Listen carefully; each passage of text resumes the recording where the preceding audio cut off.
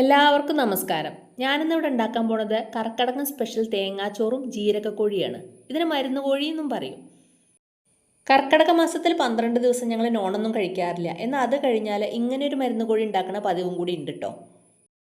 എന്നാൽ പിന്നെ ഹെൽത്തിയും ടേസ്റ്റി ആയിട്ടുള്ള ഈ റെസിപ്പി ഒന്ന് കാണാമല്ലേ.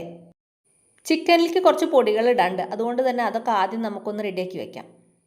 ഒരു ചീനച്ചട്ടി നന്നായി ചൂടാക്കിയിട്ട് സിമ്മിലേക്ക് ഇട്ടിട്ട് 1 ടേബിൾ സ്പൂൺ കടുക് ഒന്ന് വറുത്തെടുക്കുക.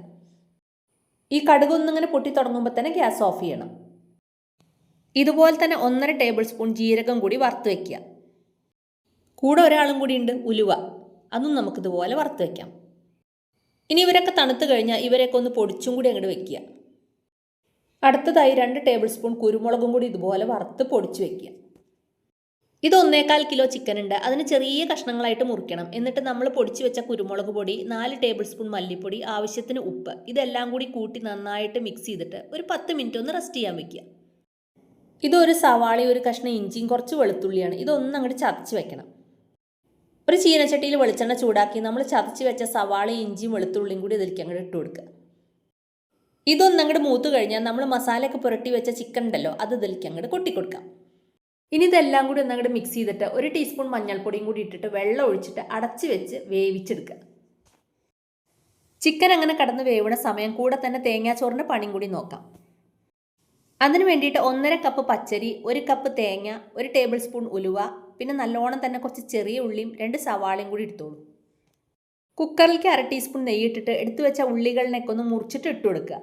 എന്നിട്ട് അരിയും ഉലുവയും കൂടി കഴുകിയിട്ട് അതും കൂടി ഇതിലേക്ക് ഇട്ടിട്ട് ഇളക്കിയിട്ട് തേങ്ങ എടുത്ത് വെച്ചിട്ടുണ്ടായിരുന്നില്ലേ, അതും കൂടി ഇട്ടിട്ട് എല്ലാം കൂടി ഒന്ന് നന്നായിട്ട് മിക്സ് ചെയ്ത് കൊടുക്കാം.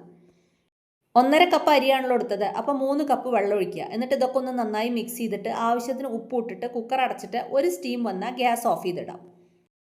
അങ്ങനെ അരി അവിടെ ഇരുന്ന് സ്റ്റീമൊക്കെ പോകുമ്പോഴേക്കും വീണ്ടും നമുക്ക് ചിക്കനിലേക്ക് തിരിയാല്ലേ.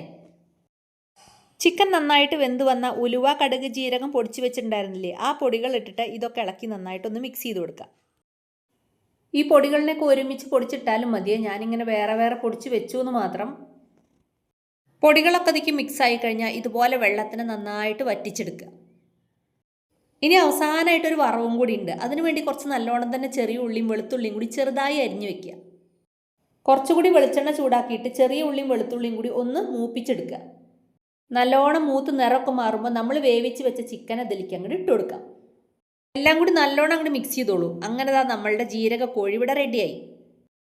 ഈ മരുന്ന് കോഴി ഫ്രിഡ്ജിൽ വെക്കുകയാണെങ്കിൽ ഒരാഴ്ച വരെയൊക്കെ കേടുകൂടാതിരിക്കും.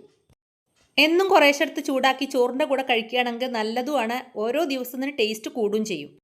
ജീരകക്കോഴിയുടെ പരിപാടിയൊക്കെ കഴിഞ്ഞ സ്ഥിതിക്ക് തേങ്ങാച്ചോറിനൊന്ന് തുറന്നു നോക്കാം. ഇതാ വെള്ളമൊക്കെ നന്നായി വറ്റി ചോറ് വെന്തിട്ടുണ്ടേ.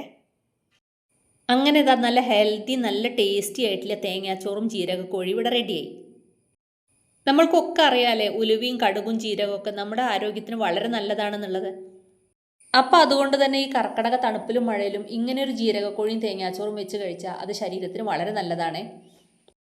എന്നാൽ പിന്നെ ഇനിയും ഇതുപോലുള്ള വിഭവങ്ങൾ കാണാൻ ചില്ലി ഫ്ലേക്സിനെ സബ്സ്ക്രൈബും ലൈക്കും ഷെയറും കമൻറ്റും ചെയ്യാൻ കൂടി മറക്കരുതേ. അപ്പോൾ അടുത്തൊരു വീഡിയോയിൽ കാണുന്നത് വരെ എല്ലാവർക്കും ഗുഡ് ബൈ.